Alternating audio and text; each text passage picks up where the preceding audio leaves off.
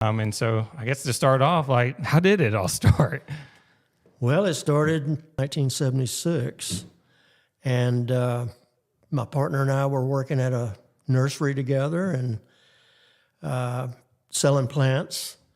And a lot of people didn't want to buy the plants, didn't want to plant the plants. So they hired us to plant them. So we would go out at night and on our off days and plant plants for these people. And it got where it became a little bit of a business to us. We were busy with it almost every night and on our off days. And eventually we did enough that we put our notice in and started our own business. And that's where Nature's started.